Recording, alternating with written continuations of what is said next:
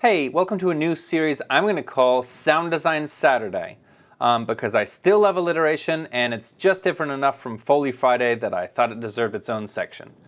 For me, Foley sounds, they're more performance driven, like you perform a sound and you record that sound and then you process it subtly. Whereas for what I'm calling sound design, it's going to either start in synthesis or with a field recording that I didn't start with like a specific sound in mind, or just like intensely processing something till it's not even recognizable anymore. So that's what I mean between the two. I don't think that's like an industry term or anything, though it might make sense to many people. But today, for the first one, we're going to do, last Foley Friday, I did a race car sound with a soda can. And before I'd recorded it, I had accidentally kind of made this race car sound or sports car sound with Thor. So I was like, I went into that, making that video knowing like, okay, if this like totally bombs, I've got this backup that I could at least use and it'll be fine.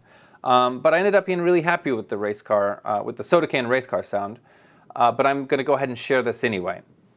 Let me go ahead and get started. So. Oh, here we go.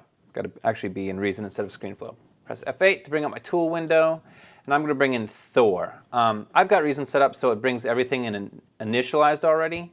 If you don't and it loads a patch, just right-click and do what is it called? Reset device right here. Okay, and that'll bring you back to just this standard Thor patch. Okay. Now, the other day, a couple weeks ago actually, my dad and I, we built a delay pedal together. And my favorite feature on that pedal is getting a feedback loop going and messing around with that, with like the delay time to get different pitches. And I thought it was really cool, and I hadn't done a lot with that before, at least not in synths. So I started messing around with that a little bit the other day, and I accidentally came up with this kind of sports car sound.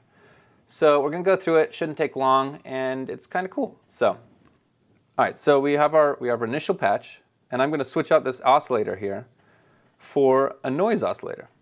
So now, whenever you play, it doesn't matter what keys you play, you just get the white noise sound, okay? So, let's see. I'm going to, let's see. Yeah, we've got a little bit of an envelope on this now, right? But I just want it to be a steady sound. So I'm going to go to the amp envelope section here. I'm going to bring the attack time down so it starts immediately. Decay time down. Sustain up so it sustains at a full volume the whole time, and release time down.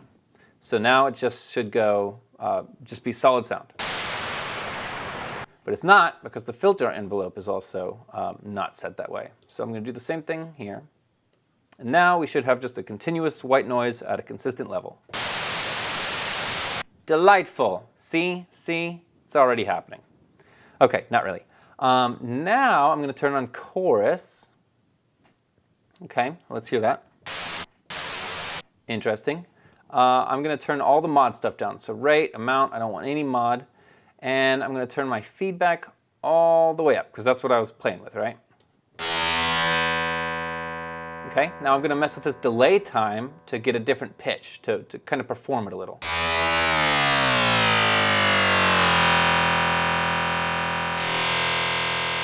Okay. And I just want the wet signal from that.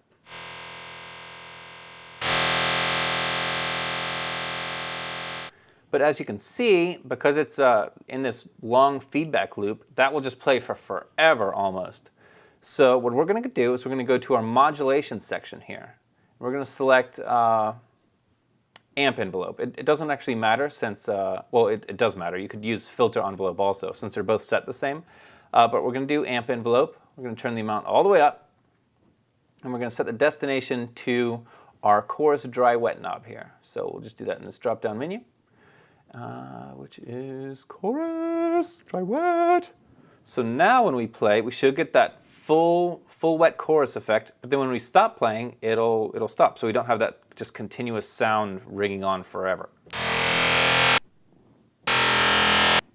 Pretty cool. Okay, so now to kind of perform this a little bit, I've got a control surface here, so I'm going to map my delay. I'm going to do edit remote override mapping. Move on my Akai MPD. Okay, so now I can control this knob here. Okay, so this will let me perform an engine sound a little bit, right?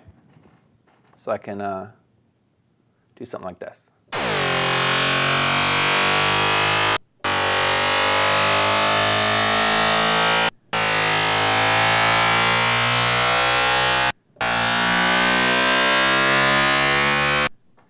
Anyway, that's really all there is to it. It's a pretty simple little thing. It's a lot of fun. Anyway, I hope you learned something. Hope you enjoyed watching this video. And if you do, please think about liking and subscribing. And I will see you later. Thanks for watching.